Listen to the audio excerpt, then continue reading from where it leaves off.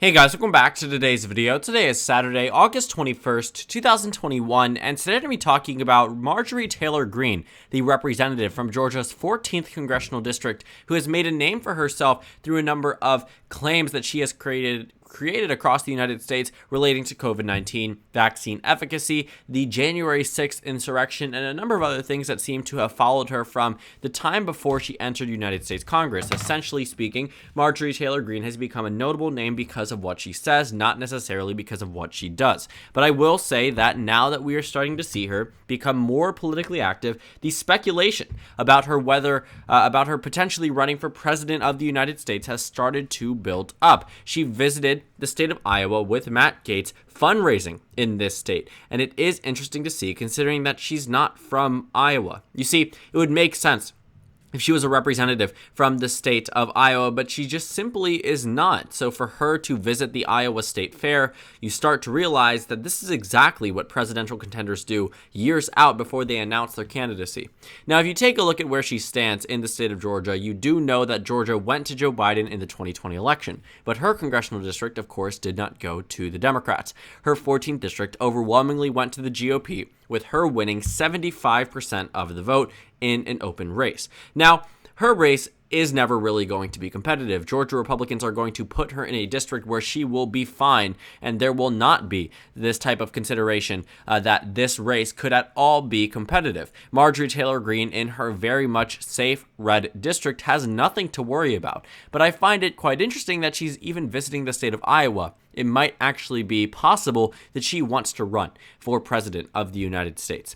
Now, New York Magazine pretty much calls this the cradle of presidential campaigns. If you're wondering why, well, the state of Iowa is the first time that presidential voters can actually choose their candidates. In the state of Iowa, the caucus will occur, and Iowa is always set to be first in the nation. So if you're looking at the best place to be as a presidential contender where you could win over voters earlier on out, you would focus on Iowa more than anything. Because in addition to Iowa being the first, it provides momentum that can be carried over into future primaries and caucuses. Obviously, states such as California, Florida, and New York, while some of them may be closer to Marjorie Taylor Greene or higher in terms of population and hold, of course, much more primary weight, they are later on in the primary. Marjorie Taylor Greene, if was to run for president of the United States, obviously isn't the favorite right now or any of the top names that are being speculated, and thus would need a lot of support straight off the bat in the early primary races, and she can get that in the state of Iowa.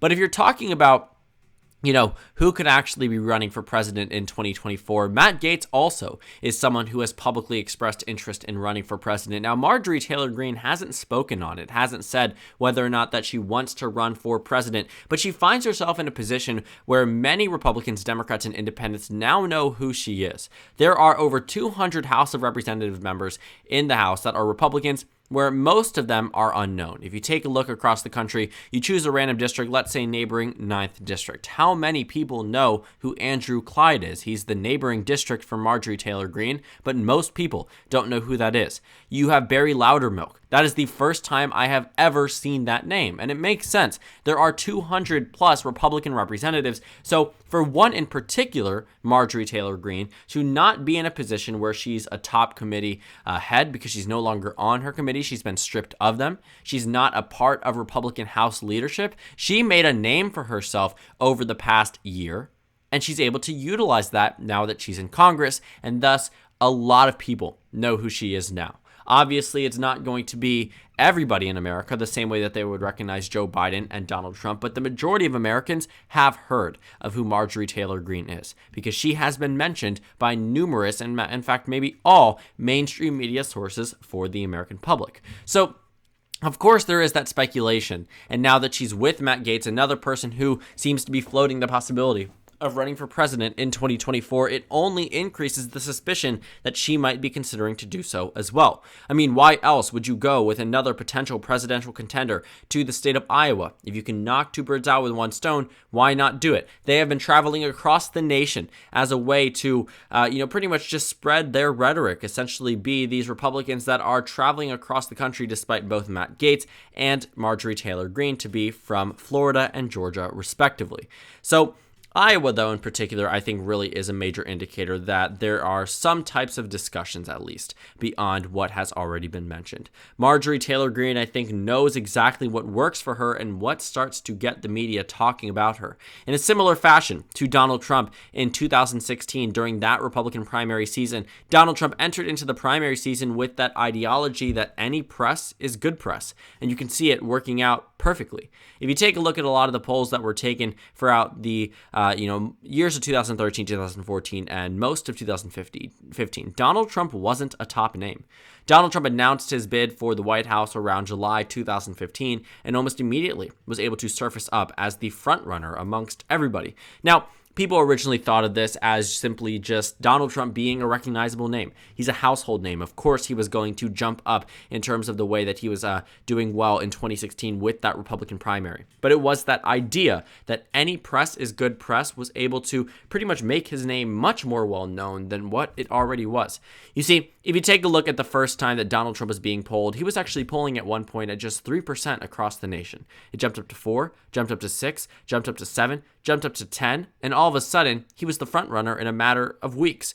And, that's impressive. What Donald Trump was able to do in 2016 was essentially turn an otherwise very anxious and not so dominated field of the Republican Party. There were so many people running in 2015, 2016 for the GOP nomination that there was no clear direction. Everybody at one point said, okay, it'll be Rand Paul, then it'll be Chris Christie, then it'll be Mike Huckabee. Okay, it's going to be Bush and Clinton the way it was before. Jeb Bush versus Hillary Clinton. Scott Walker was able to take the lead for a while. Marco Rubio jumped up to second place. And then Donald Trump entered in. And Bush took the lead for maybe a week. And then all of a sudden, Donald Trump took that lead and never really dropped it, never really dropped that lead at all. In fact, at one point, the only time Donald Trump was ever overcame after taking the lead was one time when Ben Carson took a lead of 0.2%. And then Donald Trump started attacking Ben Carson off of being lack of energy, whatever it might be. And a lot of voters positively responded to that. That attack that Donald Trump went up against Ben Carson was able to work. And even though he was slammed by many members of the press for attacking Ben Carson and using nicknames Little Marco, other types of names, the same ones that he uses now, Crooked Hillary, Sleepy Joe, these nicknames that the media otherwise scrutinized and covered heavily allowed his name to get out there more, and consequently, more people started to support him. So that's what I think Marjorie Taylor Greene might be trying to do at this point in time. The fact that she is a Georgia representative in the state of Iowa tells us that she has at least some type of thing in the back of her head that's telling her she needs to run for president of the United States.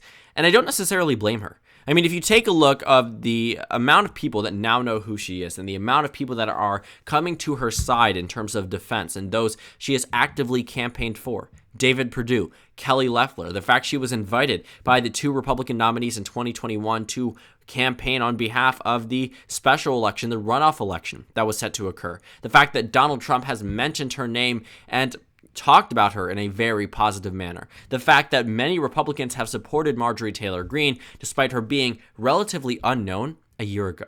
And this is all because Marjorie Taylor Greene says what she wants to say. She doesn't hold back. She's not politically correct. She will spread information even if it's wrong. She will say the vaccine doesn't work even though there's no proof that says that. She will say COVID-19 isn't that much of a threat when obviously 500,000 dead American families would say the same, would not agree with her at all. I mean, you're looking at someone who seems to be pretty much more right-wing, I would say, than Trump by far, in addition to spreading misinformation to a whole nother level, yet she still holds that public figure type of image. There are still Republicans there telling her that she needs to be leading this nation, and it's fascinating to see how quickly they flock to someone who really has no credibility to be speaking on a number of issues that she actually speaks about. Other than the fact that she's a representative, she doesn't have any type of information that would be helpful in terms of COVID-19. That would be helpful in terms of a number of other issues that she actually talks about. In fact, she went so far to sort of insinuate that the Parkland school shootings were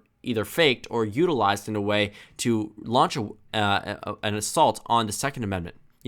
taking tragedies and turning them into something else. In fact, it goes all the way back to 9/11. There are early posts of her talking about 9/11 that she has now said that she hasn't said, but there's still posts out there where she is sort of saying that this is the biggest conspiracy, or this is the biggest government inside job since 9/11. So things of that caliber seem to have been released and exposed from Marjorie Taylor Greene's former social media posts or former videos of her even saying that herself in the halls of Congress. There are videos out there during the 2018 midterm season that you can actually see. But pretty much all around, her as someone who seems to be who could be easily scrutinized and is scrutinized easily by the American media, still holds that heavy presence within the GOP in a very similar fashion to the way that Donald Trump did. But while she may be able to do well in that primary, you have to question, would she actually win a general election? Now, I first want to say that as a Republican nominee, she will automatically jump up to around a 30 to 40% chance of victory.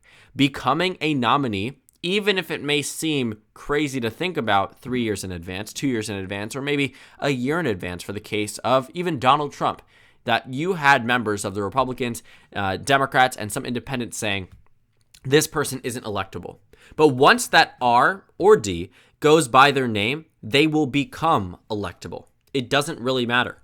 Take a look at the recent elections in American history. If you're taking a look at the margins from, beginning of the 21st century. In 2000, you were looking at Al Gore, who was expected to win in many regards and did okay in Florida. Actually came down to an extremely narrow amount. George Bush won by 0.009, but you can see here that it was a close election, but people didn't necessarily expect George W. Bush to do well in this election, and he ended up doing very well. In 2004, he ended up winning re-election. In 2008, though, you would look at this election and say, obviously John McCain was a bad candidate, right? Well, wrong. John McCain, while didn't perform super well, I will say, is one of the weaker GOP nominees, still had a point in time during the presidential campaign season where he was leading Barack Obama in many states. There was a point in time where John McCain was up 5 points nationally speaking. Keep in mind, Barack Obama won the popular vote here by 7 points across the nation. At a point in time, Obama was losing in Florida. He was losing in North Carolina, Ohio, Indiana, Iowa, Wisconsin. There were some polls out there that showed that John McCain was going to win Pennsylvania. Well, he lost it by 10. There are polls out there that said John McCain would be competitive in Oregon. He lost it by 16. There is data out there. And if you're looking at the margins, you wouldn't expect it ever. Michigan went to Obama by 17 points. How could John McCain have been a good candidate? It's not necessarily that he was the best type of candidate for the time, but at a point in time during the presidential campaign, if he was able to have the right vice presidential nominee and tap into the electorate the way that he did for that brief period of time, he absolutely could have won the White House. In fact, when there was still that debate between Hillary and Barack during the 2008 Democratic primary season, the polling data actually indicated that Hillary Clinton would be a stronger nominee for the Democratic Party. That's because she was up 30 points in Arkansas. She was up in West Virginia, in Tennessee, up in Kentucky. She might not have won all of those states by the general election, but I wouldn't have put it past her to win West Virginia or Arkansas given the circumstances of the time. But obviously, that's all speculation. But the point being that there were points in time where John McCain could have easily won the presidency. Same thing with Mitt Romney in 2012. Right after that first debate, had Mitt Romney gained that momentum and continued it, he could have won this election. 2012, while not necessarily super close, could have been closer. Florida was decided between a margin of less than a point. Ohio was within 3 points. Virginia was within 4 points. Obviously, those states alone wouldn't have been enough to put over Mitt Romney over the top, but there was still enough support there that I would say that Mitt Romney at some point in time during the 2012 campaign could have won the election. In 2016, for a long period of time, Hillary Clinton was going to win the presidency. Had the election been held 3 weeks prior to the election actual date, Hillary Clinton might have won the presidency. She had seen a rapid advancement and a rapid decline in polling data that fluctuated month after month after month. Donald Trump could have won in 2016 by a larger margin than he actually did. So just having that D an R by your name, no matter what type of year. Even if, of course, if Marjorie Taylor Greene won the nomination and won by a smaller amount, that doesn't mean that she had no shot of winning the presidency from the beginning. The American public will find a reason to defend their top two nominees. There are instances where, even in 2016, where the general consensus amongst the American public was that this was a lesser of two evils situation. Even then, that lesser of two evils, both of the candidates received combined over 90% of the vote. And the reason why that is because the American public loves two-party races. They love flocking to one side or another. And it will be that standard rundown between a Democrat and a Republican.